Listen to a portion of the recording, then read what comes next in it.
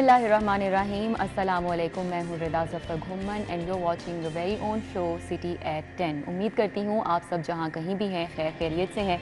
और आज 7 मुहर्रम है, अयाम शहादत के ये दिन हैं।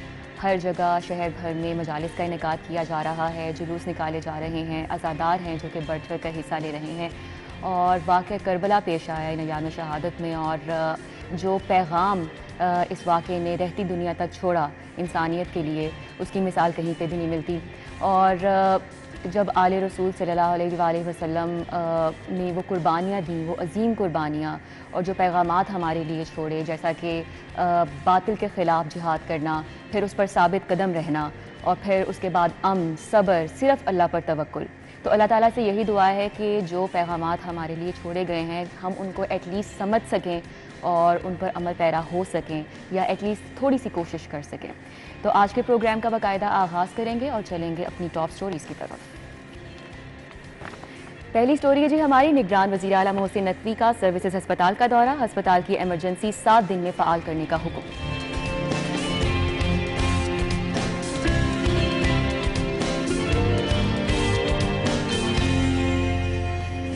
मुजरिमों की शनाख्त के लिए पुलिस के फेस ट्रेस सिस्टम का आगाज। फेस ट्रेस सिस्टम से मुजरिमान की गिरफ्तारी में मदद मिलेगी।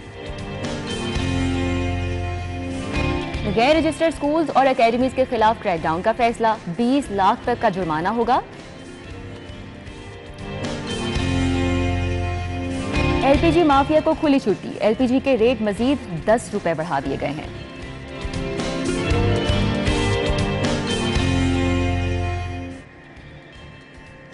तो इन टॉप स्टोरीज को डिस्कस करने के लिए हमारे साथ हमारे सीनियर रिपोर्टर्स मौजूद हैं, इमरान यूनुस और दुर्र नयाब। अस्सलाम वालेकुम, कैसे हैं आप?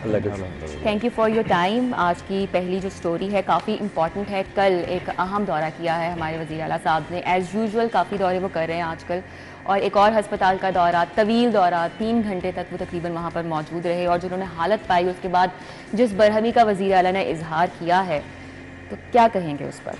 देखें जी, जब से निगरान गवर्नमेंट आई है और निगरान वज़ीर आला जो है जिस भी हॉस्पिटल में गए हैं उसकी हालत ज़ार जो है वो इंतहाई ही नाक़िस दिखाई दी है। ऐसे ही कहीं पर इंतज़ामी जो अफसरान है और अमला है उनकी कारकर्दगी जो है वो इस काबिल थी कि उसी वक्त उन्हें फारिग कर दिया जाए। दूसरी जानिब अगर सहूलियात देखी जाएँ तो सहूलियात बिल्कुल नहीं थी। बेड्स की हालत देख लें, मशीनरी की हालत देख लें, लिफ्टों की हालत देख लें, अद्वियात की हालत देख लें, हर चीज़ आपको बुरी नज़र आ रही। सर्विसेज हॉस्पिटल जो है वज़ीर आला ने पहले भी इसका दौरा जो है वो एक किया था, और तब भी इनको वार्निंग्स वगैरह जो है वो दी गई थी, लेकिन उसके बावजूद इन्हें ये लगा कि सर्विसेज हॉस्पिटल का दौरा हो चुका, अब जो है वज़ीर आला शायद इस तरफ नहीं आएंगे। लेकिन कल तवील घंटे का निगरान वज़ीर आला सैयद मोहसिन रज़ा नकवी ने वहाँ का दौरा किया है, और उसमें जो सूरत हाल सामने आई वो वाकई हैरान और परेशान कुन थी। क्योंकि बेड्स की हालत देखें, उसके बाद एमरजेंसी जो है वो फॉल नहीं थी, डॉक्टर्स और बेशतर अमला वज़ीर आला ने जब दौरा किया तो जिस भी अमले के बारे में पूछ रहे थे पता चलता था कि वो जा चुका है, मतलब अपने वो ड्यूटी और भी जो है वो पूरे नहीं कर रहे थे। और उसके बाद सूरत हाल ये है कि एसी नहीं चल रहे थे, बेड्स जो थे वो बदबूदार पाए गए, जो बेडशीट्स थी वो धुली नहीं हुई थी। अच्छा, ये तो फंड्स की कमी नहीं है ना, फंड्स पे हर चीज फंड्स पे डाल दी जाती है कि हमें जी फंड्स नहीं फराहम किए जाते। अच्छा, तो अब ये तो इंतजामी गफलत है। बिल्कुल। मुझे तो पहले आपकी सुर्खी पे एतराज है, वज़ीर आला का दौरा नहीं, वज़ीर आला का पड़ाव। ठीक है 3 घंटे का 3 घंटे का जी, ये अब दौरे वाले लफ्ज़ निकाल दें। ये मैंने पहले भी प्रेडिक्ट किया था इस प्रोग्राम में बैठ कर, इमरान इसका गवाह है कि मैं कहता था कि वज़ीर आला एक दिन वहाँ कुर्सी लगा के बैठ जाएंगे। दूरे बिल्कुल जितने बुरे हालात हैं यहाँ पे, और मैंने यहाँ पे कहा भी था, और अल्लाह का शुक्र है कि जिस तरह वज़ीर आला को हम प्रेडिक्ट कर रहे थे वो उससे भी कहीं बढ़ के निकले। और ना सिर्फ कुर्सी डालने की बात है, वो तो अब कहते हैं कि जी मैं शायद अस्पतालों में रहूँ, मेडिकल वार्ड चेक किए हैं, फिर मेडिसिन स्टोर, और सबसे बड़ी बात कि एक सूबे का वज़ीर आला जो इस पर निगरान है, जिसके पास अब जिम्मेदारी है बहुत भारी, क्योंकि एक जो अगर उसके पास इतना वक्त है कि वो 3 घंटे जाकर वहाँ पे पड़ाव कर सकता है, तो जो मुस्तकिल है, एग्जैक्टली जिनका काम है, जिनकी जिम्मेदारी है, जो पंजाब के तमाम ले रहे हैं, वोट ले रहे हैं, और फिर जो वज़ीर आला पहले थे, जो मैंडेट लेके आते थे, वोट लेके आते थे, एतमाद लेके आते थे, तो वो क्या करते थे? वो अगर अपने घर, मैं तो ये बात क्या करता था कि चौधरी परवेज़ इलाही सब घर से निकल के अगर किसी अस्पताल में चले जाए सिर्फ, जो कि 10 मिनट की दूरी पे भी नहीं है, तो उनको लग पता जाएगा कि गुड गवर्नेंस कैसे हो रही है। माजरत दुरे भाई, दुश्मन भी होगा ना तो मैं इस अस्पताल दुश्मन में को भी उसको जरा, ऑपरेशन वो नहीं साबिक करवाऊंगा, वजीर ऑपरेशन आला की ये जिनकी हालत है। बात आप कर रहे हैं ना, मतलब जितने भी वजीर आला आए हैं वो जिस काम के लिए वो वजारत में आते थे वो अपना वो वो काम अच्छा काम बखूबी करके गए करते थे, ठीक है। वो काम बहुत खूब करके मुझे गए हैं। याद एक खबर पड़ रही है कि जिसमें कोई बात हुई कि जी वज़ीर आला जो है साबिक वज़ीर आला चौधरी परवेज़ लाई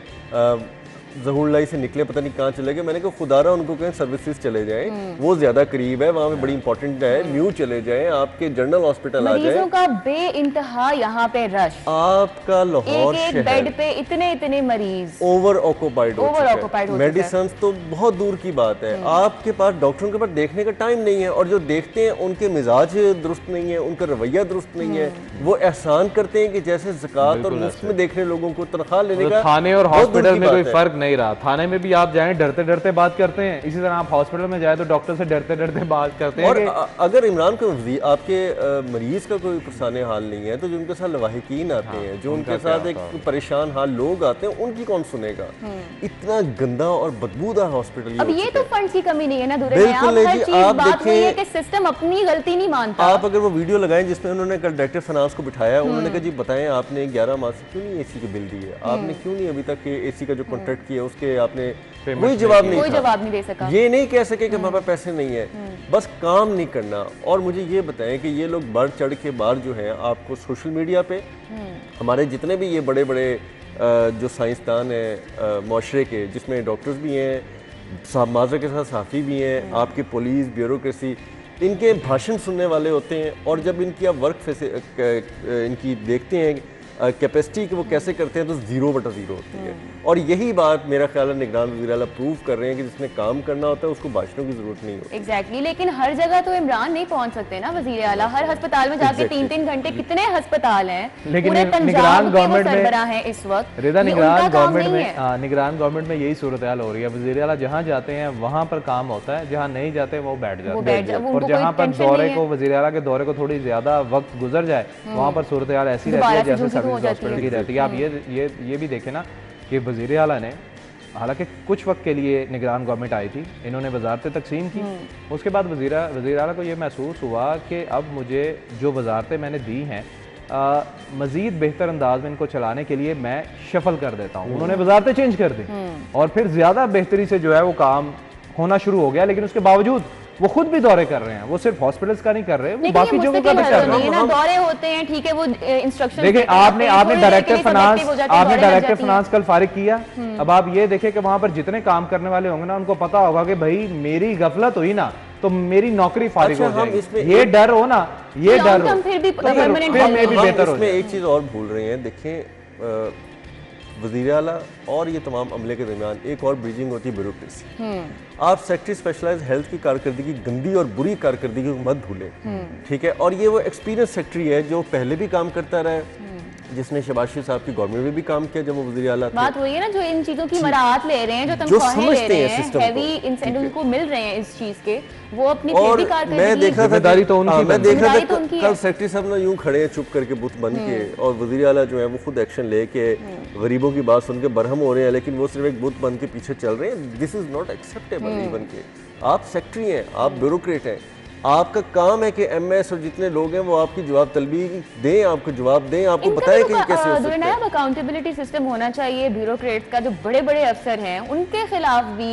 उनको सिर्फ ये नहीं कि उनके तबादले कर दिए जाएं, उनको वजारत से हटा दिया जाए, कानूनी कार्रवाई होनी चाहिए उन ब्यूरोक्रेट्स के खिलाफ जो कि अपनी जिम्मेदारियां नहीं निभा रहे हैं, उनके रोने धोने नहीं खत्म होते, उनके रोने धोने नहीं खत्म होते। वो हर आने वाले वज़ीर आला वज़ीर आज़म को अपने हाथों में लेके ये सब दिखाते हैं जी कि हमारे पास तो कन्वेंस नहीं है, अच्छी गाड़ियां नहीं है, मुलाजिम नहीं है, अलाउंसेस कम है, हम कैसे कर रहे हैं, हम पता नहीं उधार लेके अपनी दफ्तर चला रहे हैं। ऐसे ऐसे रोने रोए जाते हैं ऑनेस्टली कि मैं आपको यकीन नहीं दिला सकता। और बैठे क्या हैं, दफ्तरों में बैठे हैं, जाते हैं, सिर्फ हाजिरी लगाते हैं, हाजिरी भी लगाने की उनको ऐसा जरूरत नहीं पड़ती है। और इनको हाईली अकोमोडेटेड इस वक्त पाकिस्तान में किया जा चुका है ब्यूरोक्रेसी पे। पूरी सोशल मीडिया की तनकीद सरकार अपने ऊपर ले रही है।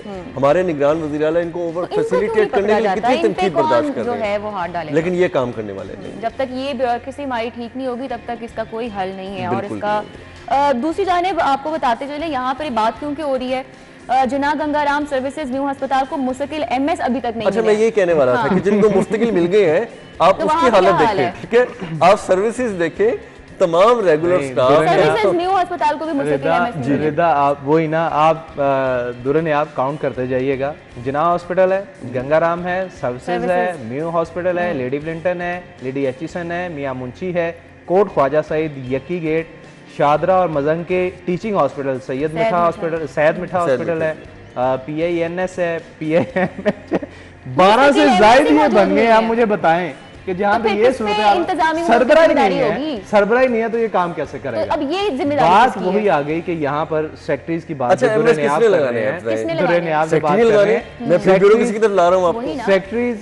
स्पेशलाइज्ड हेल्थ और सेक्रेटरी प्राइमरी हेल्थ, इन दोनों की जिम्मेदारी बनती है। और आप लिटरली वाकई जिस किस्म की मराहत इनको मिलती है ना, मैं दुरनिया में आधी से ज्यादा दुरनिया में बता दी है। बाकी कई ऐसी भी मराहत है जो इन सेक्रेटरीज को मिलती हैं, जो अभी तक बयान हमने नहीं की, जो हम कर भी नहीं सकते। और बात इस तरह है कि क्या इन्हें ये चीज नजर नहीं आ रही कि हॉस्पिटल्स हैं, ये तो हॉस्पिटल, अल्लाह माफ करे, ये ना को मार्केट है जो कि 8 घंटे 10 घंटे चलने के बाद बंद हो जानी है। ये 24 घंटे का काम है। और अल्लाह माफ करे, जैसी बेसिक नेसेसिटी ऑफ लाइफ, सेहत की सहूलियत आपने आवाम को देनी है, हर वक्त उन्हें जरूरत पड़े। मैं आप रिदा आपको भी कहता हूँ कि हम सारे दुआ करें कि अल्लाह हमारे किसी दुश्मन को भी इन अस्पतालों में ना लेकर जाए। दुश्मनी अपनी जगह, आप 5 मिनट जाके वहाँ पे हालत देखें, आप नहीं खड़े हो सकते। आप इनकी सोच को पढ़ें, ये ना प्राइवेट सेक्टर को सपोर्ट करने की साजिश भी है। प्राइवेट सेक्टर को, प्राइवेट माफिया को, प्राइवेट हॉस्पिटल को ये स्ट्रॉन्ग करते हैं। ऑब्वियसली जब आप अपने प्यारे को लेकर सरकारी हॉस्पिटल में जाएंगे, वहां ना अद्वियात होंगी, ना इलाज मुआवजा होगा, फिर आप क्या करेंगे? ऑब्वियसली आप प्राइवेट हॉस्पिटल ले जाएंगे ना, वहां पर महंगे सिर्फ वहां पे वो पैसा बनाने को मरीज, यही तो मैं जो आपको नहीं कह रहा भी बीमारी होती है, लेकिन वहां पर डॉक्टर तो है ना, वहां पर वो आपको अच्छे से ट्रीट तो करते हैं ना। नहीं किया जाता है इमरान। इवन इन प्राइवेट सरकारी हॉस्पिटल से तो बेहतर है ना रिदा, सरकारी हॉस्पिटल से उन्होंने पैसे बटोरने, एक मरीज उनके पास आ गया। इमरान ने जो है ना वो अब नहीं सपोर्ट की बात नहीं है, ये इनको लिटरली देखें, अल्टीमेट फायदा जाता है। हुकूमत की जिम्मेदारी है, जब आवाम से टैक्स लिया जाता है ना, तो ये पहली 2 बुनियादी जरूरियात जो है ना, वो सेहत और तालीम, ये 2 चीजें हैं जो सरकार पे आयद होती है कि उन्होंने आवाम को प्रोवाइड करनी ही करनी है। वो आदमी जो बेचारा यहाँ पर हर बिल में टैक्स लग के आता है, और अब तो ये रेडियो का टैक्स जो है वो भी आपने देखा होगा, समझदार वो भी लग के आ रहा है। वो डॉक्टर अहमद जावेद काजी साहब थे जिन्होंने निगरान वज़ीर-ए-आला के आते ही छुट्टी ले ली। उन्होंने कहा कि मेरी चल मुझे ये बताएं, महकमा स्पेशलाइज्ड हेल्थ की जाने से क्या मौक़िफ़ है, उनका क्या कहना है, क्यों एमएस तैनात नहीं? आप उनसे बात करके देख लें, आप उनसे बात करके रीजन तो दिया जाए ना। वो ऐसा रोना रोएंगे कि आपकी भी तकरीबन आंखों में, वो वीडियो में नजर आ रहा है ना, वो हाथ बांध के खड़े हैं, बस हाथ बांध के वज़ीर-ए-आला डायरेक्ट बात कर रहे हैं। वो बनता तो सेक्रेटरी का है कि वो बताए क्यों प्रोक्योरमेंट नहीं हुई, क्यों बिल नहीं निकल रहे, क्यों एमएस नहीं हायर हो रहे हैं, आप क्या कर रहे हैं? 11 माह कोई कम दौरानिया नहीं होता। तो इस पे सेक्रेटरीज की कारकर्दगी जो है ना, उस पर भी नजरसानी करने की जरूरत है। और ये वो सेक्रेटरीज हैं जिनका ऑलरेडी जो गवर्नमेंट है, वटएवर वो पीटीआई थी या नून लीग थी, उनके साथ बहुत अच्छा लाइजॉन है। और ये लाइजॉन क्यों होता है सबको पता है। लेकिन बात वही है कि जब तक सिस्टम अंदर से ठीक नहीं होगा, वजीर आला तो दौरे कर लेंगे, लेकिन हालत ऐसी जू की तू रहेगी, क्योंकि ये परमानेंट सोल्यूशन नहीं है किसी चीज का। हम चलते हैं अभी एक ब्रेक की तरफ, ब्रेक के बाद दोबारा से हाजिर होंगे, आप हमारे साथ ही रहिएगा।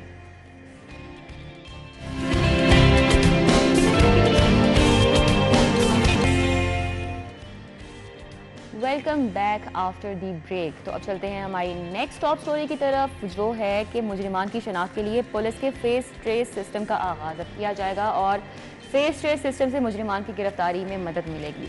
इमरान से पहले बात करेंगे, सिस्टम तो आ चुका है, पहले भी काफ़ी सिस्टम्स आ चुके हैं, काफ़ी ऐप्स हमारे पास मौजूद हैं, सिस्टम तो अपग्रेड कर दिया जाता है, लेकिन जो with in police accountability system है, ट्रेनिंग सिस्टम है, उसको कितना अपग्रेड करने की ज़रूरत है? देखें रिदा, जो आप बात कर रही हैं ना, तरक्की पजीर ममालिक जो होते हैं ना, उसमें उनके यही मसाइल होते हैं, उनमें यही मसाइल होते हैं जो आप डिस्कस कर रही हैं, मैं कर रहा हूँ, दुरने आप करता है। अगर हम बात करें ना, ये जो सिस्टम है, ये आर्टिफिशियल इंटेलिजेंस का हिस्सा है और पूरी दुनिया में ये राइज है ऑलरेडी। मतलब ज़्यादातर ममालिक में ये सिस्टम हो रहा है और इसी के तहत तहकीकात जो है वो की जाती हैं और इसी के ज़रिए जराइम को कंट्रोल किया जाता है। और हमारे यहाँ पर जब भी जराइम को कंट्रोल करने के हवाले से बात होती है, तो सबसे ज़्यादा जो मिसिंग चीज़ होती थी वो ये होती थी कि शनाख्त नहीं होती।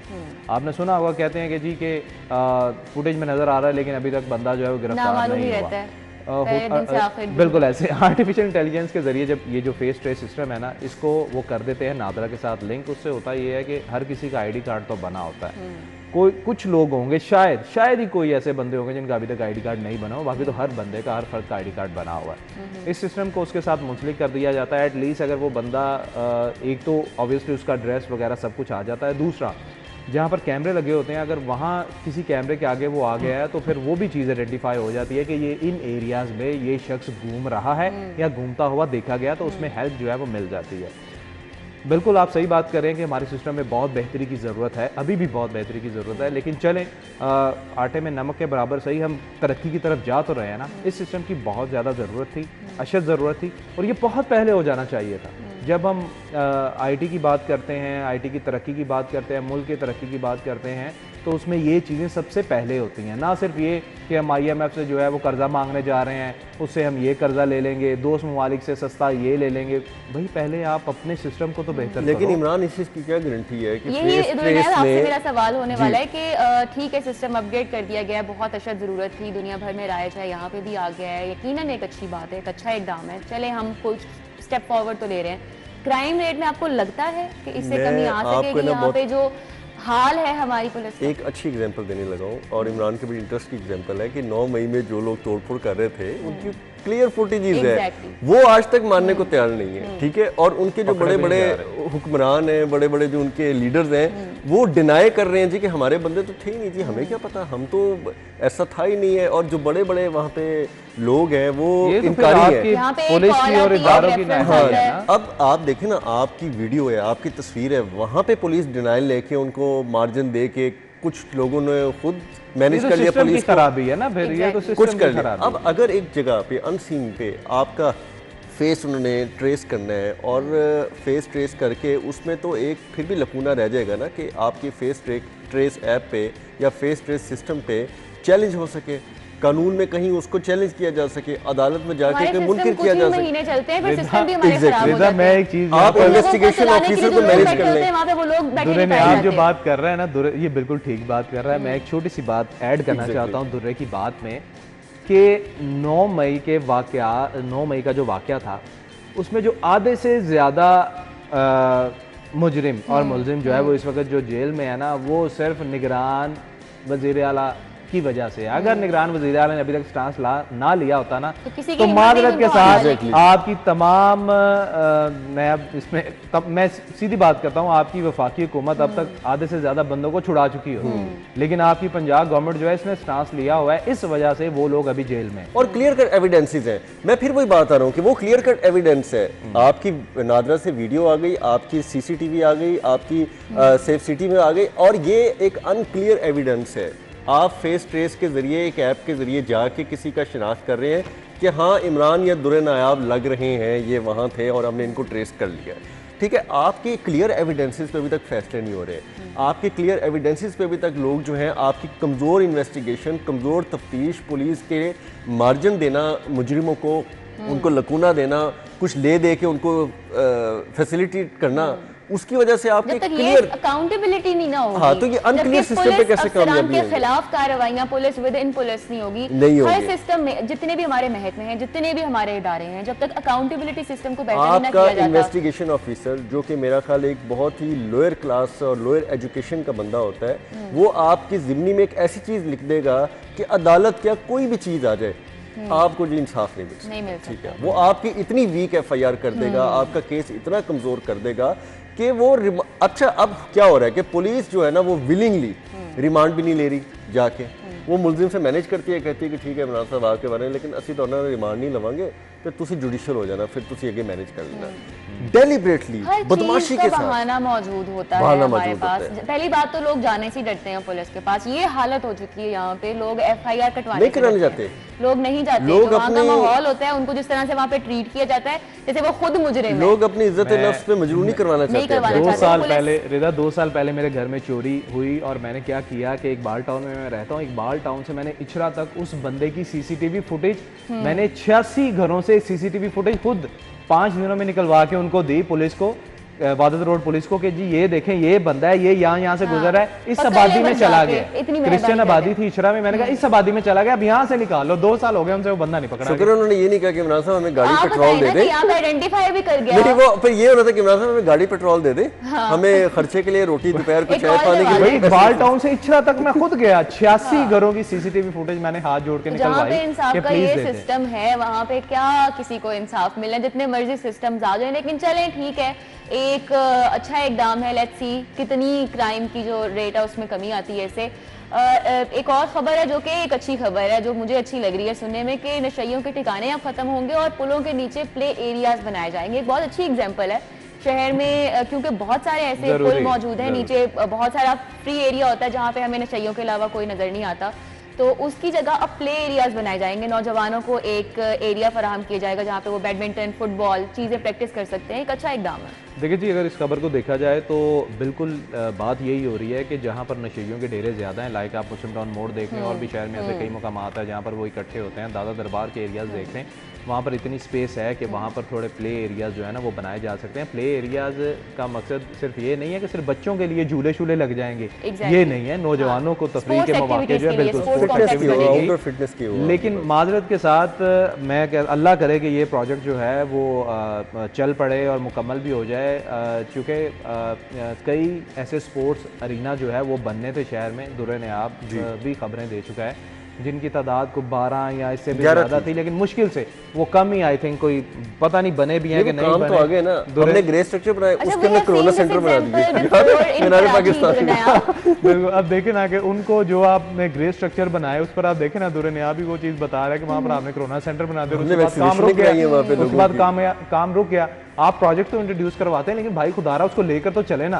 फिर होता क्या है कि चलें इस गवर्नमेंट ने ये प्लान बनाया है, अब अगली गवर्नमेंट आएगी कि यार ये क्या बकवास प्लान है, दफा मारे, हमारी कौम को इसकी जरूरत नहीं है। वो ये भी नहीं कहती कि हमारी कौम को नौकरियों की जरूरत है। के अंदर फिर नशई हो रहे होंगे। हाँ नहीं देखना आप वो जो बेंच लगे होंगे वहाँ पे भी नशई मिलेंगे। मुझे बताएं कि आपके पास कोई प्लान है आपके सोशल वेलफेयर के पास या किसी भी ऐसे डिपार्टमेंट के पास कि नशइयों को कहाँ शिफ्ट करना है, रिहेबिलिटेशन कहाँ लेके जानी है? अच्छा, जो भी कह लें दुर्नायाब, ये जो नशई हैं जिनको हम कह देते हैं और उनको हम इंसान नहीं समझते, है तो वो इस माशरे का हिस्सा, जिस भी वजह से वो इन नशों में लगे हैं। मैं ये नहीं कह रही कि ये कोई अच्छी चीज़ है, लेकिन they are part of society, और हमारी भी कुछ जिम्मेदारी है कि हमने उनको अकोमोडेट करना है, इस लत से बाहर निकालना है, ये भी गवर्नमेंट की जिम्मेदारी है, इदारों की जिम्मेदारी है। इदारे अपनी जिम्मेदारी अदा नहीं कर रहे तो आवाम बेचारी क्या करे? एग्जैक्टली, आवाम क्या करे? वो फिर क्या करते हैं? वो ऑब्वियसली चोरियां करते हैं, छोटी मोटी चोरियां करती हैं, गाड़ियों में चोरी करते हैं। पुलिस जो है वो इसलिए नहीं उठाती, पुलिस कहती है कि हम उठा के अगर इन्हें जेल में ले जाएंगे या बारात में ले जाएंगे, वहाँ ये मर जाते हैं, वहाँ पे क्या करें? उनको उठा दिया जाएगा, उनके लिए खैर वो कहीं और ठिकाना बना लेंगे, लेकिन यही है प्रॉपर उनको एक रिहेबिलिटेशन सेंटर में भेजना, उनको इस नशे की लत से बाहर निकालना, यहाँ पे इस तरह का कोई सिस्टम देखिए जी, मैं एक बड़ी नामवर न्यूज़ वेबसाइट पे देख रहा था कि लाहौर में अब तकरीबन वो उनका दावा था, पता नहीं अल्लाह जानता है कि सही है कि नहीं, कि खवातीन की भी एक बहुत बड़ी तादाद है जो सिगरेट नोशी की तरफ चली। अच्छा, I don't think so, I have seen that news as well, social media पे काफी वायरल हुई है, एक पेज ने शेयर किया, वहां से पिक करके सबने शेयर कर लिया। मैंने कहा जी ठीक है, we have seen women exaggerated figures, exaggerated they were saying कि 75% वुमेन अराउंड, लेकिन मादरत तालीमी इदारों में ये रुझान बढ़ रहा है। अच्छा, तालीमी इदारों में ये रुझान बढ़ रहा है। अब हमें एक अथॉरिटी की जरूरत है बनाने की जो इस तरफ रोकथाम के लिए, ओवरऑल आप किसी भी यूनिवर्सिटी में चले जाएं, आप कॉलेज में चले जाएं, इतना बुरा हाल है, तो कौन जिम्मेदार है? अच्छा, अभी मैं तो सिर्फ सिगरेट नोशी की बात कर रहा हूँ, उसके बाद अगले नशे जो हैं, आइस है, अल्कोहल है, मुख्तलिफ ड्रग्स हैं, वो तो बहुत हाई लेवल की इंटेंसिटी में बात चली जाती है ना। लेकिन जहाँ पे सिगरेट नोशी इतनी ज़्यादा आम हो जाए, और ये एक बेसिक स्टेप होता है, फिर उसके बाद इंसान जो है ना वो अपने आप को समझता है कि मैं बड़ा महरूमियों का शिकार हूँ, जिंदगी से मुतमईन नहीं हूँ, और फिर वो एडिक्शन में चला जाता है। ठीक है जी। और दूसरी बात, आप जहाँ पे लोगों की महरूमियों का ये फ़ायदा उठा के नशई जो नशे में पड़ जाते हैं वो तो चलें एक तरफ है, लेकिन आपके अच्छे क्लास के लोग, हायर क्लास के लोग, एग्जेक्टिव क्लास के लोगों के बच्चे भी बहुत बुरे नशों में पड़ चुके हैं। और आए रोज़ जो हम देखते हैं कि पोश एरियाज़ में रेड्स होती हैं, उसके अंदर अच्छे घरों के लोग निकलते हैं, बच्चे निकलते हैं। अब हमें इसको सारों को सेटल करने के लिए कोई तो ऐसा इदारा हो, कोई तो ऐसी अथॉरिटी हो, कोई ऐसा वन विंडो हो जिसके अंदर अगर एक बच्चे को ले, बहुत बड़ी तादाद हो चुकी है, ये पानी सर से निकल चुका है। आप अगर अंदरून शहर की तरफ जाते हैं तो आप देखते हैं कि वो ब्रिजेस के नीचे जो पूरी एक मेट्रो लाइन है ऑरेंज, उसके पूरे नीचे वो आप देखेंगे लाइनें लगी हुई हैं और वो ऐसे जैसे वहां से लोग गुजर रहे हैं, मतलब दे आर नॉट ह्यूमंस, जैसे वो कोई जानवर हैं, जैसे हम इग्नोर कर देते हैं, हमारा ध्यान ही नहीं जाता, समझ ही नहीं आती कि वो, और अब मौशन ने उसको ये एक्सेप्ट कर लिया कि कुछ दिन नशा करेंगे और अचानक एक दिन मर जाएंगे। और आपको पता है वो ईदी आती है, डेड बॉडी उठाती है और लेकर चली जाती है, और होता भी है, और बाद में फिर ऑर्गन्स बेचे जा रहे होते हैं ऐसे लोगों के।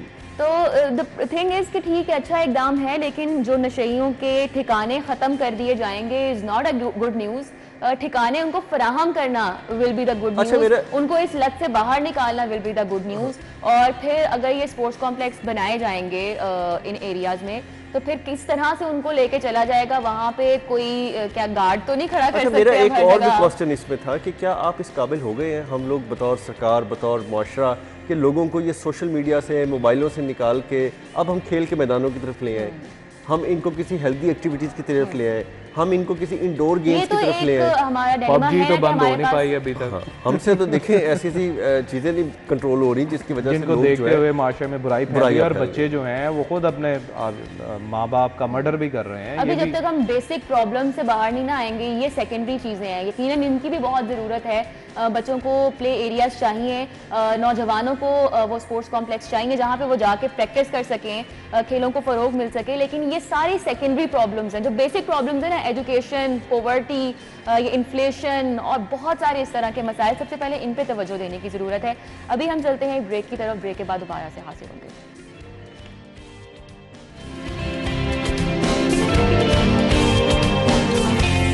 चलते हैं हमारे प्रोग्राम की नेक्स्ट स्टोरी की तरफ। वो है गैर रजिस्टर्ड स्कूल्स और अकेडमीज के खिलाफ अब क्रैक डाउन का फैसला किया गया है और 20 लाख तक जुर्माना होगा। बेतहाशा इमरान अब्दुल ने हमारे साथ, उनसे बात करेंगे। इमरान, पहले आपसे पूछूंगी कि बेतहाशा जो हमारे शहर में लातादाद अकेडमीज और स्कूल्स, हर गली में एक स्कूल खुला है, अकेडमी खुली है, तो आपको लगता है कि ये crack down will be possible? देखें जी, वाकई ये तो सूरत हाल है कि हर गली मोहल्ले में अकेडमीज़ और स्कूल जो हैं वो मौजूद हैं, जो कि भारी फीसें जो है वो वसूल कर रहे हैं। और होता क्या है कि वो जब आप उस स्कूल में बच्चे को पढ़ाते हैं, अकेडमी में पढ़ाते हैं, फिर होता क्या है कि अक्सर आपको ज़रूरत पड़ती है और बच्चे को आगे एडमिशन की, तो फिर पता ये चलता है कि जिस स्कूल या अकेडमी में आपने बच्चे को पढ़ाया है वो रजिस्टर्ड ही नहीं है। तो नो डाउट इस चीज़ को देखने की भी ज़रूरत है, चूँकि हर गली मोहल्ले में भी तालीमी इदारे का खुल जाना जो है वो बेहतर नहीं होता। अब जो है वो ज़िले और तहसील लेवल और मरकज़ लेवल की कमेटियाँ जो हैं वो तश्कील दे दी गई हैं, और इसमें ये होगा कि अगर कोई स्कूल अकेडमी जो है वो महकमा स्कूल एजुकेशन से या मुतलका डिपार्टमेंट से अप्रूव नहीं है, तो उसको 3 लाख से 20 लाख तक का फ़ाइन जो है वो जो करना पड़ेगा। होता यह है कि जब भी कोई स्कूल या अकेडमी रजिस्टर्ड करवाई जाती है तो उसके मुख्तलिफ फेजेस होते हैं, जिसमें आपने सबसे पहले तो आपने बिल्डिंग सर्टिफिकेट जो है वो जमा करवाना होता है कि आया कि ये इमारत इस काबिल है कि नहीं कि यहाँ पर अकेडमी या स्कूल बनाया जा सकता है। नॉर्मली लोग जो हैं वो बुसीदा इमारतों में स्कूल या घरों में स्कूल बना लेते हैं। अकेडमी सबसे बेसमेंट्स में बनी होती है। हाँ बिल्कुल, आपने जो टीचर्स वहाँ पढ़ा रहे हैं उनका डाटा फराहम करना होता है, उनकी तनख्वाहों की तफसीलात जो है वो बतानी होती है। इसी तरह और सारी चीज़ें हैं जो आपको क्वालिफाइड टीचर्स नहीं होते हैं इन अकेडमीज में। बिल्कुल यही है ना कि किसी ने मैट्रिक पास किया हुआ या FA पास किया हुआ है वो बच्चों को है। अच्छा, इमरान का मैं एक वीलॉग देख रहा था, इसने बड़ा अच्छा वीलॉग किया है और वो बड़ा देखा भी गया है, जिसमें पाकिस्तान के तालीमी इदारे जो लोगों के मुस्तकबिल से खेल रहे हैं, बच्चों के मुस्तकबिल से खेल रहे हैं और वो अप्रूव नहीं है। आप तो चले बहुत लोअर लेवल पे बात करिए ना, मशरूम ग्रोथ के गली मोहल्ले में छोटे स्कूल खुल गए, FA BA पास टीचर्स रखे हैं, बड़े-बड़े इंस्टीट्यूट्स, और अब बड़े-बड़े लेवल पे, यूनिवर्सिटी लेवल पे, अमेरिका और UK के नाम पे बनाए गए, नाम पे बनाए, उनकी एफिलिएशन जाली एफिलिएशन पढ़ रहे हैं उसके अंदर, उनकी जाली एफिलिएशंस के साथ, उनकी जाली स्टैम्प्स के साथ जो चीज़ें चल रही हैं। और आपको याद है कि स्कैम आया था घर बैठे ऑनलाइन डिग्री हासिल करने वाला, उसी तर्ज पे तो ATC से एंड पे डिग्री अप्रूव नहीं होती है। 4 साल यूनिवर्सिटीज में बच्चे लगाते हैं और एंड पे बैठे होते हैं, उनको नौकरियां नहीं मिलती, उनकी पूरी जिंदगी तबाह हो जाती है। और मेरा ख्याल है कि ये पहली हुकूमत होगी निगरान जिसके अंदर ऐसा वजीर नहीं आया जिसका अपना कोई प्राइवेट स्कूल या उससे कोई लिंक ना हो। नहीं तो माजी में जितने भी सेटअप बने, वुज़रा आए, उनका कहीं ना कहीं हमदर्दियाँ, कहीं ना कहीं झुकाव प्राइवेट स्कूल, प्राइवेट वजारत ही उसको दी जाती थी, जिसका अपना बिजनेस उस वजारत। एग्जैक्टली, तो उनके तो कॉन्फ्लिक्ट ऑफ इंटरेस्ट होते थे अब प्रॉब्लम ये है कि निगरान हुकूमत के अपने महदूद इख्तियारात में अपना कम वक्त के अंदर वो ये क्या कर सकेंगे क्या नहीं कर सकेंगे, काम बड़ा है, वक्त कम तो है। ये कमेटियां पहले मौजूद नहीं थी? मौजूद है, बिल्कुल जी, अथॉरिटी मौजूद है। तो फिर क्या कर रही थी वो? तब सोई हुई थी? आपके सामने ये जो ये सेक्रेटरी वेट हेल्थ कर कर रही रही थी है, कि कोई ऑर्डर आएगा, कोई डंडा होगा, फिर ही काम होगा। इधर ना ख़त्म हो गया है। हमने निकलना है ना, हम ऑटो पे लगे हैं, हमने सुबह निकलना है, आपने निकलना है, ऑफिस आना है, आके आपने प्रोग्राम करना है, हमने अपनी रिपोर्टिंग करनी है, हमें पता है हमने क्या करना है। इधर सबको पता है सरकार में, लेकिन कोई काम करना नहीं चाहता।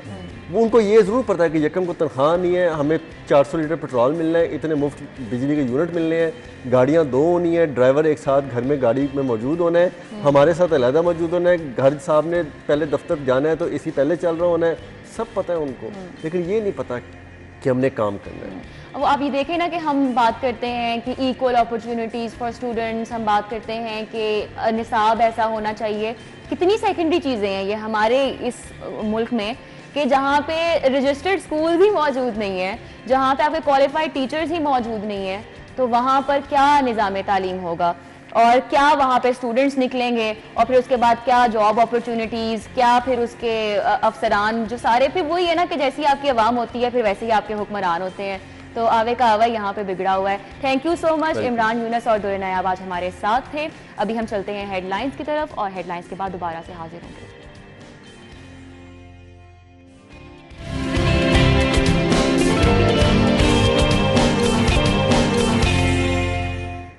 अपने नेक्स्ट टॉपिक की तरफ जो कि बहुत अहम है, और पाकिस्तान में हर साल तकरीबन 2 लाख ऐसे अफराद हैं जो कि हार्ट अटैक की वजह से अपनी जान खो बैठते हैं, और ये जो मर्ज़ है बढ़ता ही चला जा रहा है।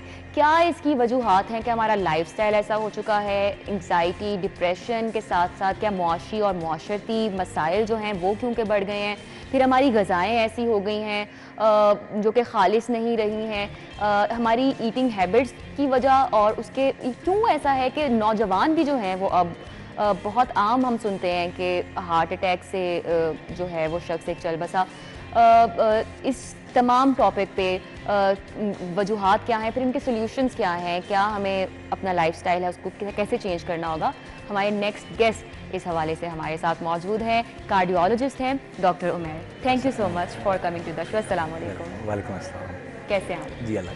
तो ये एक बहुत बड़ा मसला है, और पहले तो मुझे ये बताइएगा कि वजह क्या है कि पहले से अगर हम अब को कंपेयर करें आज के ज़माने को, तो ये मर्ज़ अब बढ़ता ही जा रहा है। मर्ज़ तो बहुत तेज़ी से बढ़ रहा है। अब इसकी इतनी शदीद नौयत तक पहुंच चुका है कि अब ये बहुत यंग एज पे आ चुका है। अब 25 इयर्स के पेशेंट्स हमारे पास आते हैं, यंग मेल, और वो टिपिकल चेस्ट पेन के सिम्टम्स के साथ आते हैं।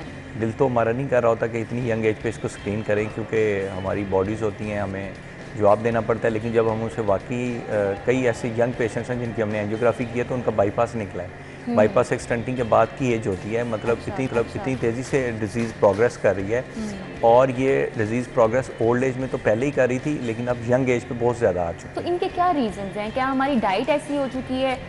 जी, हमारा इसमें जो मेन फैक्टर है यंग एज पे तो डायबिटीज़, हाइपरटेंशन इतना नहीं है, लेकिन हमारे स्ट्रेस का एलिमेंट बहुत ज़्यादा है, सेडेंटरी लाइफस्टाइल बहुत ज़्यादा। हमारा जो हमारी इस टाइम पे पाकिस्तान में ऑयल्स चल रहे हैं, और जो हमारी फूड क्वालिटी है वो बहुत पुअर है, जिसकी वजह से हमारी बॉडी में बहुत ज़्यादा मिकदार में कोलेस्ट्रॉल की जमा हो रहा है, खून गाढ़ा हो रहा है, उसकी वजह से क्लॉट्स बन रहे हैं और एथरोस्क्लेरोटिक चेंजेस हो रही हैं, जिसकी वजह से ये सारा प्रोसेस हो रहा है। तो क्या मोस्टली एज के जो मरीज़ हैं वो आपके पास आते हैं? क्योंकि अब तो बच्चों में भी जो है वो चेस्ट पेन और इस तरह के बहुत सारे मसाइल बढ़ चुके हैं। हमारे पास अब 25 इयर्स तक के पेशेंट्स आना शुरू हो गए हैं। पहले हमारा एक दौर होता था कि 60 साल से ऊपर के लोगों को हम कहते थे अच्छा हार्ट अटैक किसी को होना है, हम सीरियस लेते थे। मतलब अब मेरे पास कई ऐसे पेशेंट्स आते हैं जो बड़े प्रोफेसर्स ने कहा होता है नहीं आप मेडिसिन खाएं, लेकिन हमें ऐसा लग रहा होता है नहीं यार, इसको तो बहुत टिपिकल चेस्ट की लामात हैं, इसकी स्क्रीनिंग होनी चाहिए। जब हम स्क्रीनिंग करते हैं तो उनकी वाकई स्टंटिंग या बाईपास निकलता है बड़ी यंग एज पे। पहले एक बेटा आता था अपने बाप को लेके कि इसका इलाज करवाने आता हूँ, अब बाप लेके आ रहा है बेटे को कि इनका हमने इलाज। अच्छा, ये कहा जाता है कि ख़वातीन में जो है ये थोड़ा कम हार्ट अटैक जो होता है वो मर्दों को ज़्यादा होता है, तो इज इट ट्रू? और नहीं, ये बहुत नहीं, ये अच्छी बात है। मर्द सारा दिन बाहर गर्दियाँ करते हैं, खाते पीते हैं, बाहर की चीज़ें ज़्यादा खाते हैं, स्मोकिंग करते हैं। पैसिव स्मोकिंग होती है, जो स्मोकिंग नहीं भी कर रहा पैसिव स्मोकिंग है, एक लास्ट ईयर का रिसर्च आई थी जिसमें उन्होंने बताया था कि आपकी लाहौर की पोल्यूशन जो इन्वायरमेंट है वो इतनी पुअर है कि आप 10 सिगरेट्स फिर भी पर डे इनहेल कर रहे हैं, आप स्मोकर हैं नहीं हैं, ठीक है ना। आप अगर इस वर्क में रह रहे हैं, सेंट्रल लाहौर में रह रहे हैं, तो 10 to 12 सिगरेट्स तो आप पर डे इनहेल कर रहे हैं। तो ये स्मोकिंग कितनी ज़्यादा हैज़र्डस है आपकी सेहत? स्मोकिंग बहुत ज़्यादा है, बहुत ज़्यादा नुकसानदेह है, क्योंकि ये आपकी जो लेयरिंग है आपकी ब्लड वेसल्स की उसको बहुत ज़्यादा डैमेज करती है। और हमारी 1-2 सिगरेट से फ़र्क नहीं पड़ता, यहाँ पे तो लोग आते हैं हमारे पास 2-2 3-3 डब्बियाँ पी रहे होते हैं। वो चेन स्मोकर्स हैं। चेन स्मोकर्स हैं और 20-20 30-30 साल से हैं और इलाज भी नहीं करवाते, और इलाज कर भी दें तो उसके बाद भी सिगरेट नहीं छोड़ते वो। जब डॉक्टर सख्ती से मना कर देता है कि या तो अपनी जान रख लो या फिर तुम ये स्मोकिंग रख लो अपनी, तो वो कहते हैं हमने स्मोकिंग रखनी है, हमने स्मोकिंग रखनी है। मरेंगे तो सुकून से मरेंगे ना, तो वो मरते मरते क्या करें, ये वो एक ऐसा डॉक्टर ढूंढ रहे होते हैं जो ये कह दे कि जी सिगरेट ठीक है। तो अच्छा, क्या इलामात होती हैं कि अक्सर हमारे घर में हमें भी फील होता है कि हमें चेस्ट पेन है, तो क्या सिम्टम्स होते हैं जिसके बाद हमें सोचना चाहिए कि अब हमें डॉक्टर के पास जाना? जी बिल्कुल, आप देखें लेफ़्ट साइडेड चेस्ट पेन, अच्छा। हार्ट तकरीबन लाख में से सिर्फ एक बंदे का राइट साइड पे होता है, बाकी सबका लेफ़्ट साइड पे ही होता है, ठीक है। तो लेफ़्ट साइड पे आपके सबसे इम्पॉर्टेंट ऑर्गन आपका हार्ट है, आपका दिल है। अब दिल के अलावा वहाँ पे और बहुत सारी चीज़ें पड़ी हुई हैं। अगर आप ऊपर से शुरू हों तो आपके हेयर्स हैं, हेयर्स के नीचे आपकी जिल्द है, जिल्द के नीचे आपके मसल्स हैं, मसल्स के नीचे आपकी बोन्स हैं, बोन्स के साथ आपके लिगामेंट हैं, कार्टिलेजेस हैं, ठीक है, जॉइंट्स हैं, उसके फिर पीछे जाके दिल की बीमारियां भी बहुत इकसाम की हैं ना? जी जी, It's not just heart attack that we know, there are so many देखें आप diseases. हार्ट में ब्लड वेसल्स हैं जिसकी तंगी को हम हार्ट अटैक कहते हैं। फिर उसके अंदर वेल्व्स होते हैं, जैसे कमरे के दरवाजे होते हैं, ठीक है, वो लीक होना शुरू हो जाते हैं या वो तंग होना शुरू हो जाते हैं। फिर उसके पट्टे हैं, उनका फैलाव होना शुरू हो जाता है, वो किसी भी इन्फेक्शन की वजह से भी हो सकता है। और दिल की जो दीवारें होती हैं और दरमियान में सेप्टम्स होते हैं, उनमें सुराख आ जाए तो वो ब्लड की उधर भी शंटिंग होना शुरू हो जाती है। तो दिल में मेजर जो है 90% जो बीमारी हैं वो हार्ट अटैक से मुंसलिक हैं। बाकी जो 10% हैं वो वेल्व्स हैं, कार्डियोमापैथीज़ हैं और कंजेनिटल हार्ट डिजीज वगैरह हैं। वो नहीं, ट्रीटेबल तो हार्ट अटैक भी है, बाकी भी ट्रीटेबल है, लेकिन वो लेस क्वांटिटी में है। हार्ट अटैक सबसे ज़्यादा क्वांटिटी में है हार्ट की बीमारियों में। तो आप जैसा कि अभी आप बता रहे थे कि क्या क्या सिम्टम्स होते हैं, if you feel pain in your left arm?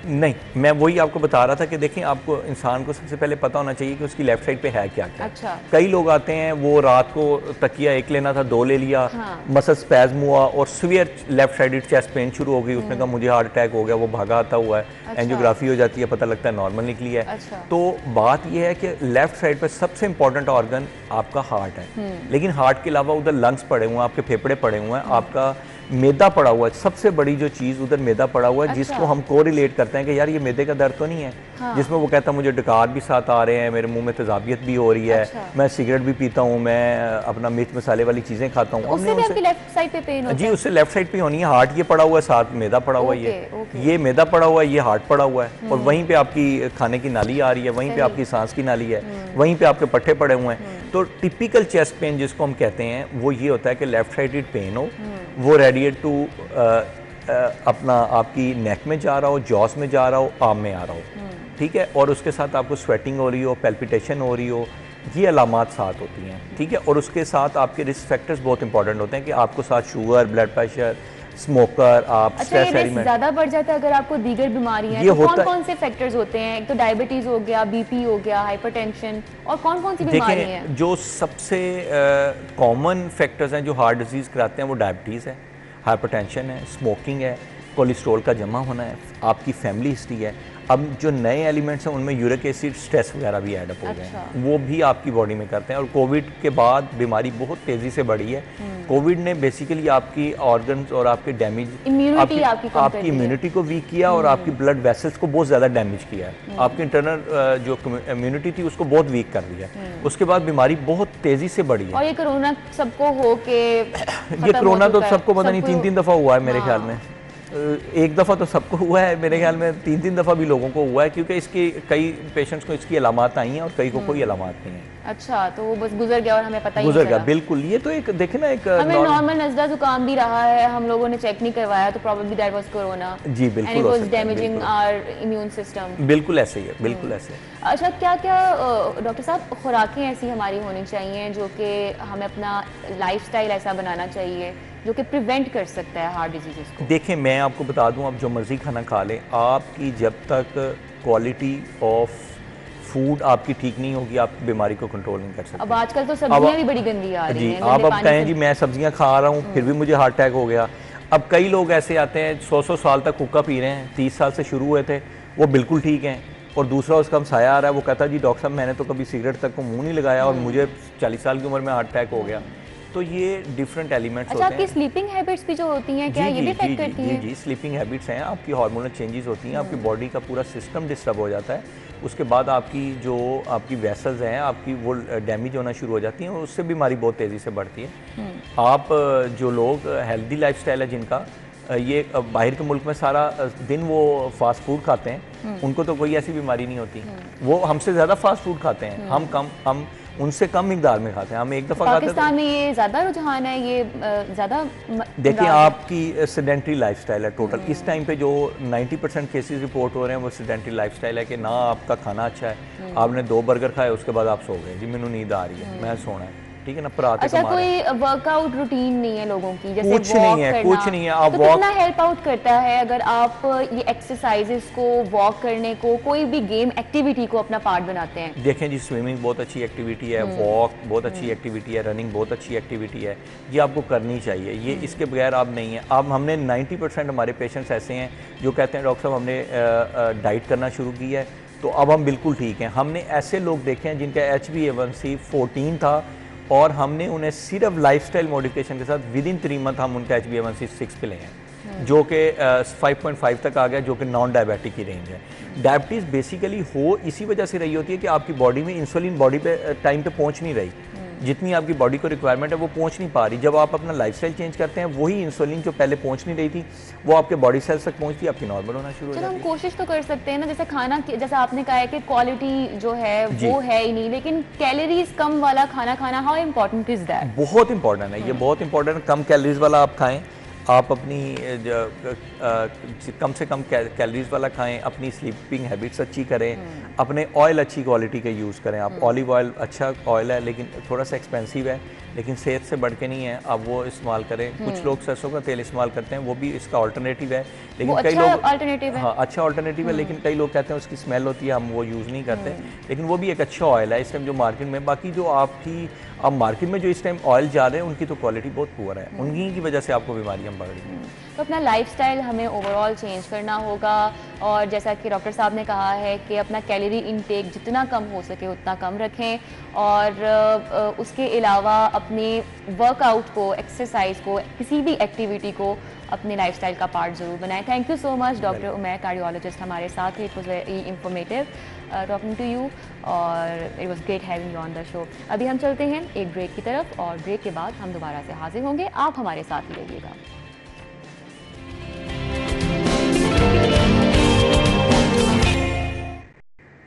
Welcome back after the break. तो जी हमारी अब की नशिस्त है जिसमें हम बात करेंगे, याद करेंगे नवासे रसूल सल्लल्लाहु अलैहि वसल्लम की उस अज़ीम कुर्बानी को, और ये अय्याम शहादत हैं, और इसी तनाजुर में हम कुछ कलाम भी सुनेंगे। हमारे साथ स्टूडियोज़ में मौजूद हैं हमारे साथ नोहा ख़ान सैयद मुक़द्दस काज़मी, जो कि किसी तारुफ़ के मोहताज नहीं है। अस्सलाम वालेकुम सर। जी वालेकुम सलाम। और बहुत शुक्रिया आपके वक्त का सबसे पहले तो। और आज 7 मुहर्रम है, तो आपसे मैं जानना चाहूँगी कि वो क्या मज़ालिम थे जो कि नवासे रसूल पर गुज़रे, और उनके पूरे ख़ानदान पे जिसको उन्होंने फ़ेस किया, वो क्या अज़ियत थी, आज के दिन क्या मज़ालिम किए गए, इस पर रोशनी डालिएगा। बिस्मिल्लाहिर्रहमानिर्रहीम। ये 7 मुहर्रम तारीख़ करबला में ये चीज़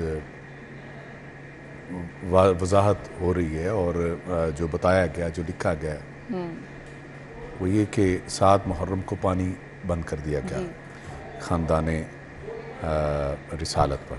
ये बात हर यानी जुल्म के बाद ये बताना ज़रूरी है कि ये ख़ानदान कौन सा ख़ानदान था।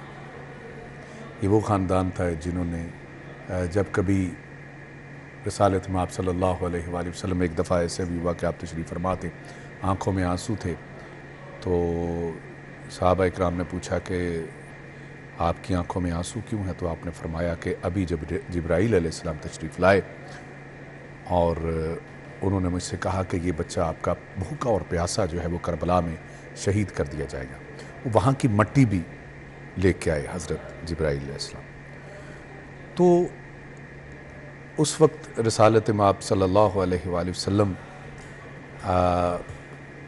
का ये गिरिया करना, रोना, मैं छोटी छोटी मसाइल जो हमारे दरमियान मौजूद है, मैं इन्हीं नुक्तों से चाहता हूँ कि वो दूर हों, ताकि हम एक दूसरे से दूर ना हो, बल्कि इख्तलाफात पॉजिटिव इख्तलाफात हो, नेगेटिव इख्तलाफात ना हो। यानी एक दूसरे पे इल्ज़ाम की जो एक हम वो रखते हैं, कैफियत रखते हैं और जीतने की कोशिश कर रहे हैं, झूठे इल्ज़ामात, वो नहीं होने चाहिए।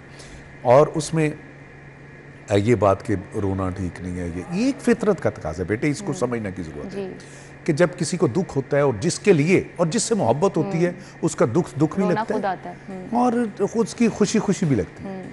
तो अब देखिए रसालत माब को हुसैन अलैहिस्सलाम से कितनी मोहब्बत थी कि जब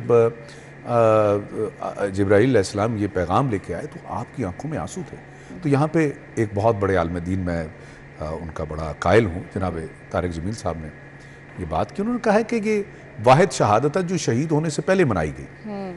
तो इसको समझना चाहिए कि हमने रसालत माब की तालीमात को देखना है कि वो क्या है। वो कभी भी ऐसा काम नहीं, बात नहीं कहेंगे जो वही से बालातर हो, अपनी मर्जी नहीं करें।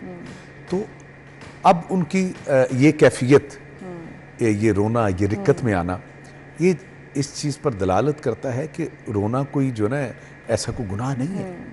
यानी जिसके लिए मोहब्बत होती है उसके लिए ये उसका गम जैसे मैंने कहा, और खुशी खुशी लगती है। तो आज अगर ये बात कहीं कही जाती है तो इस पर ज़रा गौर व फिक्र करें कि ऐसा आखिर क्यों है। फिर आजकल सोशल मीडिया का दौर है कि बहुत आसान हो गया सब कुछ, एक दूसरे को जांचना, देखना कि एक जो दूसरा बड़ी बात जो कही जाती है कि जो है वो रोने के साथ साथ ये भी इल्ज़ाम लगाया जाता है कि खुद मार के खुद जो ना वो रोते हैं। तो कभी भी ऐसा नहीं हुआ कि खुद मारने वाला जो ना वो जो ना वो रोए और उसको यानी इस बात की तकलीफ हो मारने वाले को। दुश्मन को तो खुशी होती है। मैं इसके लिए एक नुक्ता ऐसा देना चाहता हूं जिसके बाद आपको खुद अपना एहतसाब करना आ जाएगा कि मारने वाला खुद रोता है या नहीं। आज अगर हुसैन अलैहिस्सलाम के कातलों को जो बुरा कहते हैं और जिसको कातलों को बुरा कहना बुरा लगता है वो उसका साथी है अपना, या कि जो बुरा कह रहा है वो उन कातलों का साथी है। इस बात को समझने की जरूरत। चले इस तरह मैं कह देता हूँ, थोड़ा सा और वजाहत के साथ अगर इस बात को कर दूं, ये बहुत ज़रूरी है चूँकि मैं समझता हूँ कि ये तकलीफ से गुजरना पड़ता है और छोटे छोटे बच्चों को, बड़ों को जो है वो इस तरफ ले जा के एक दूसरे से मुतनफर किया जाता है कि अगर यजीद को कोई अगर रहमतुल्लाह कह रहा है तो वो उसका साथी है, जो उसके लानत कर रहा है वो उसका साथी है। ये बड़ी सोचने की बात है, समझने की बात है कि जो उससे बरात का इजहार कर रहा है वो उसका दुश्मन है। और उसकी दुश्मनी क्यों है? इमाम हुसैन अलैहिस्सलाम के साथ उसकी मोहब्बत है, इसलिए उसके साथ दुश्मनी है। और जो मोहब्बत तकाजा करती है कि जो जिससे मोहब्बत की जा रही है उसके दुश्मनों से बरात का इजहार भी किया जाए। तो इन बातों से ये दूसरा नुकता था जिससे हमें हटना चाहिए। तीसरी बात, बड़ी छोटी छोटी बातें हैं और जो अक्सर आप ये सुनते हैं कि जो है वो 40 सिपारे होते हैं जी, जो है वो अहले बैत के मानने वालों के या सब जगह जियों के 40 सिपारे।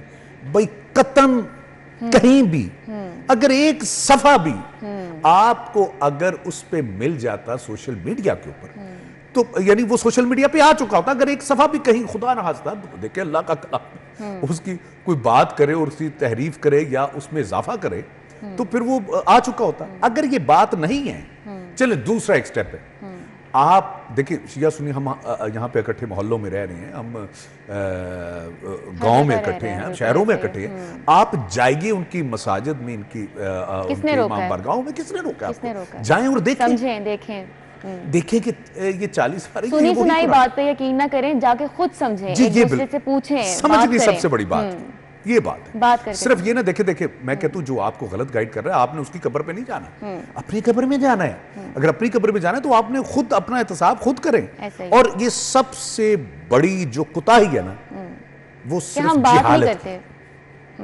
जहालत क्या है कि हम खुद पढ़ते नहीं है और जो बंदा कह रहा है हम मानते हैं। मानते इसलिए कि वो जो कुछ भी कहे जा रहा है हम समझते हैं कि वो सच है। जब हम खुद किताब को खोलेंगे हमें पता होगा ये जो बात कर रहा है ये क्या कर रहा है। ऐसा ही है। तो उससे भी फिर कहा यह जाता है शाम गरीबा की बात होती है। मैं छोटे छोटे निकात बिल्कुल सही कह रहे हैं, ये सारी चीजें बहुत आम सुनी जाती हैं जी। इन अयाम में बहुत ज्यादा। और मैं इसको खोल के तो नहीं बयान करूंगा, वही बात वो आप वाली मैं दोहरा हूं कि कौन सा दूर है। आप जाएं शाम गरीबा को देखें और ये नफरतें खुदा के लिए दूर करें।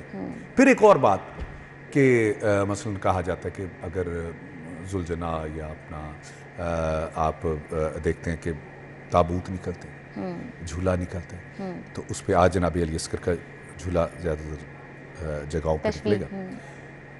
तो इस चीज़ को वो एक अजीब इतनी बड़ी बात कर दी जाती है जो बंदा ना तस्दीक कर सकता ना बंदा कह सकता है जी जो इन शबी हाथ को देखेगा उसका निकाह टूट जाएगा। अब देखें ये कैसी करी बात है।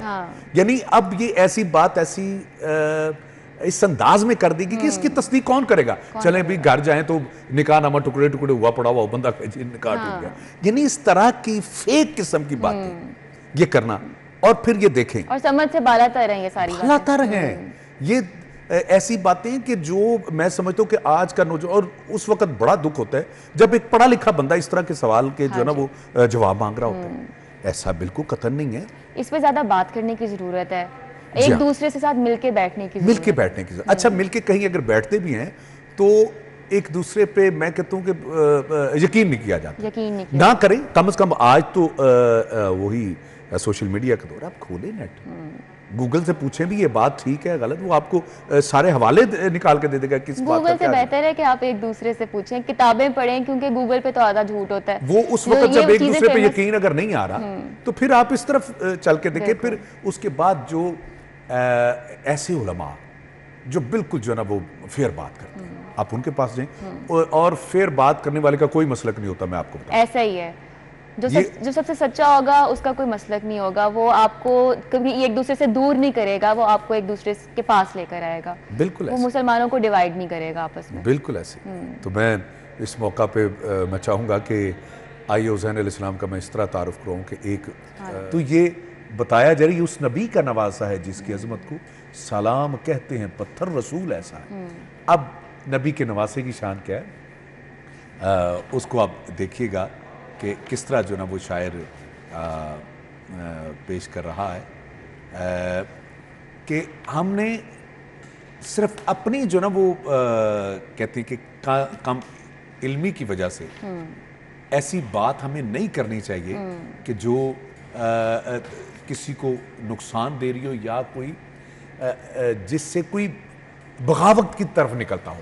हमने लड़ाइयों को खत्म करना है। सोचा शायद हुसैन के लब हिल रहे हैं तो शायद हुसैन बद्दुआ दे रहे हैं। जब कान साथ लगाए तो हुसैन अलैहिस्सलाम कह रहे थे सुभान रब्बी अल आला व बिहम्दी। देखिए खुदा के साथ कैसी कमिटेड थे कि जब कोई जिस्म पे कोई ज़रब लग रही हो तो उस वक्त क्या याद रहता है।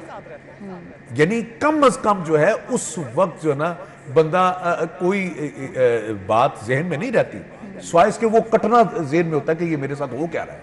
लेकिन उस वक्त भी बिल्कुल सर सजदे में रख के कह रहे हैं सुभान रब्बी अल आला व बिहम्दी। इस बात को समझना है हमारे सुनने वालों ने भी और इनसे मोहब्बत करने वालों को समझना है कि सजदे की क्या अहमियत है, नमाज की क्या अहमियत है। अगर नमाज को अहमियत नहीं दोगे, हुसैन को दोगे, तो याद रखना हुसैन तुम्हें अहमियत नहीं देंगे। क्यों? उनका मकसद जो है वो नमाज था। क्या था उस पर भी बात करेंगे, मजीद बात करेंगे जज़ाकल्लाह। और इसी पे बात करेंगे कि ये जो अजीम कुर्बानी थी और क्या उसका जो जिस था, जो क्या पैगाम था, इसको समझना तो दूर की बात, मुझे लगता है हम इसको टच भी नहीं कर सकते हैं, हमारी इतनी औकात नहीं है। लेकिन इसको कंटिन्यू करेंगे और इस पर फजीलत पर आज के दिन पर दोबारा से बात करेंगे। लेकिन अभी हम चलते हैं एक ब्रेक पर, ब्रेक के बाद दोबारा से हाजिर होंगे। और दोबारा से बात करेंगे। आज के दिन की फ़जीलत की बात हो रही थी, इन अय्याम में शहादत की फ़जीलत की बात हो रही थी, उन कुर्बानियों की बात हो रही थी। तो 28 रजब से इस सफ़र का आगाज़ हुआ था, जब इमाम हुसैन अपने ख़ानवादे के हमरा मुतालबा बैत को रद्द करते हुए मदीना से रवाना हुए थे और फिर उन्होंने शहादत हासिल की और उसके बाद वो वापस नहीं आ सके। तो हमारे साथ इस वक्त मुक़द्दस काज़मी साहब हैं, उनसे भी मैं चाहूँगी कि यहाँ से जहाँ से सफ़र का आगाज़ हुआ और वो जो मज़ालिम का एक आगाज़ हुआ, तो उन इनिशियल अयाम पे आप थोड़ी रोशनी डालिए। आपकी इब्तदा जो है वो मदीना से जब रवानगी हुई तो आपके मुख्तलिफ़ जगहों पे मुख्तलिफ़ खुतबात हैं मौला के, चूँकि उसका वक्त इतना नहीं है कि मैं एक एक खुतबे की तरफ आऊँ। तो उसमें जब इमाम चलने लगे तो लोगों ने पूछा, ए फर्जंद रसूल। अच्छा, ये बात ज़हन में रखिएगा कि लोग जब भी मुखातिब होते थे इमाम हुसैन या इमाम हसन अलैहिस्सलाम के साथ, तो फर्जंद रसूल कहा जाता है। और एक जंग में जब मौला अली पाक ने जब भेजा जनाब अब्बास को, तो उन्होंने कहा कि आप हसन और हुसैन को क्यों नहीं भेजे? तो वो कहा कि अब्बास मेरा बेटा है और हसन और हुसैन रसूलुल्लाह के बेटे, चूँकि वो फरमाते थे कि ये कुरान की रूह से भी अगर देखा जाए, जब मुबाहले का वक्त आया कि अबनाना व अबनाउकुम व अनफुसना व अनफुसुकुम, तो उस वक्त भी जो है वो बेटे के तौर पर लेके गए, बेटों के तौर पर हसन और हुसैन अलैहिस्सलाम को। तो पूछा कि फर्जंद रसूल आप क्यों जा रहे हैं? और उनमें से सारी, यानी आपको माँ हासिल एक जो जुमला जो बताऊँ, आपने फरमाया कि मैं अमर बिल मारूफ व नही अनिल मुनकर के लिए जा रहा हूँ, अच्छाइयों की दावत देने के लिए और बुराइयों से रोकने के लिए। और ये अच्छाइयाँ और बुराइयाँ क्या थी? उसमें बुराई सबसे बड़ी ये थी कि यजीद जो है वो शरीयत मुहम्मदी को मसख करने की कोशिश कर रहा था, जिसमें वो अब मैं यहाँ पे बहुत सारे ऐसे मामलात हैं, मैं बस इशारतन गुजर सकता हूँ कि बहन और भाई के निकाह को भी वो जायज़ करार देने अपना की दीन कोशिश लाना कर चाह रहा रहा था, अपना यानी दीन अपने मिजाज के मुताबिक लाना चाह रहा बदलना था। चाह रहा बल्कि एक बड़ा मारूफ वाक़या है कि जिसमें उसने अशार भी पढ़े हुसैन अलैहिस्सलाम की, जब सर अक़दस आया ना, तो उस पे उन लबों पे जो रसूलुल्लाह सल्लल्लाहु अलैहि वसल्लम चूमा करते थे, उस पे छड़ी मार के कहते हैं वतुइज़्ज़ु मन तशा वतुज़िल्लु मन तशा।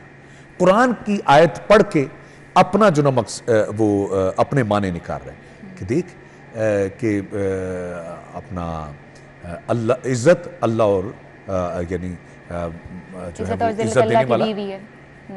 तो उस पर ज़रा समझने के बाद, गौर करने के बाद, और वहाँ पे कहता है मुखातिब होके, नशे में धुत था और बात कर रहा था, कहता है कि अपना जो है पहला अमल ही देखें कि जो नशा इस्लाम में हराम था वो करके बैठा हुआ था, और कहता था कि कौन सी वही, कौन से फरिश्ते, ये तो नौज़ बिल्ला बनु हाशिम का एक डोंग था जो इक़्तिदार को हासिल कर लिया जाए।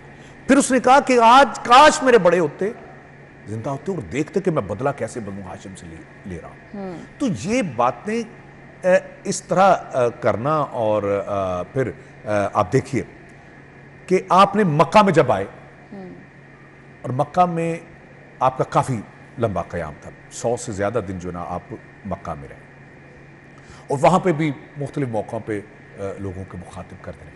ऐन जब हज यानी हज के अयाम थे, लेकिन हज को उम्रे में तब्दील किया। वो किस लिए किया कि उन्होंने देख लिया कि कुछ हाजियों की जो ना वो सूरत में कुछ कातिल ऐसे हैं कि जिन्होंने तलवारें जो ना उसमें छुपाई हुई थी। तो उन्होंने कहा कि अगर मैं यहाँ पे हो गया तो काबा की हुर्मत जो है, अगर यहाँ पे शहीद हो गया तो काबा की हुर्मत जो है वो पामाल। तो वहाँ से चल दी। और ये कितना बड़ा जो है वो अपना काम था कि यानी, और कितनी बड़ी समझिए कि रसालत माप के फर्जंद के लिए ये कितनी बड़ी बात थी कि वो हज को उम्रे में तब्दील करके फिर चल दी। और उसके बाद जब पहुंचे, अच्छा करबला में 2 मुहर्रम को आए, यानी सबसे ज्यादा जो क़याम था फर्जंद रसूल का वो था काबा के अंदर। जी। यानी मक्का के अंदर था। और फिर बाकी कुछ सफ़र में गुजरे और 2 मुहर्रम को जनाब करबला में आप अलैहिस्सलाम को जनाब हुर ने रास्ता रोका और कहा कि अब देखिएगा ये भी एक बहुत बड़ा जनाब, मैं बिल्कुल मुख्तसर कर रहा हूँ, मुझे पता है वक्त थोड़ा कम है, कि हुर ने जो है वो इमाम की बात को पकड़ के कहता है कि आप जो है वो आपने कहा कि मुझे जाने दे अपना हिंद की तरफ, आपने कहा नहीं, उसने रोक दिया और आप इमाम ने एक जुमला कहा कि तेरी माँ तेरे सोग में बैठे। तो हुर जो जानता था कि जानते थे यानी तमाम उसके सालार यजीद के फर्जंद रसूल है कौन, तो आपको कहता है वो हुर के मैं तो आपकी माँ के बारे में कुछ नहीं कह सकता क्योंकि वो रसूलुल्लाह की बेटी है, क्योंकि वो फातिमा तो ज़हरा सलामुल्लाह अलैहा, और वही बात है कि और वही किरदार एक ऐसा ज़बरदस्त किरदार रहा कि वो सालार होने के बावजूद बाप और बेटा जब उसे यकीन हो गया कि एक तरफ देखे रास्ता रोकने वाला, दूसरी तरफ उसको यकीन हो गया कि अब फर्जंद रसूल को ये शहीद कर देंगे, तो वो अपनी फौज को छोड़ के उसकी सालारी छोड़ के हुसैन अलैहिस्सलाम की तरफ चला। और बस ये मैं कहने वालों को कहता हूँ कि खुदा के लिए इस बात को समझिए कि दीन असल है कहाँ, वो है रसूलुल्लाह के घराने के पास। उसी दीन को देखिए, उसी को समझिए, उसी पे सोचिए। जो यजीद को डिफेंड कर रहे हैं खुदा के लिए, उसको भी गौर से जरूर पढ़िए और देखिए कि वो क्या कह रहा था और ये क्या कह रहे थे। क्या अभी तक फर्क आपको नजर नहीं आ रहा? वो 2 शहजादों की जंग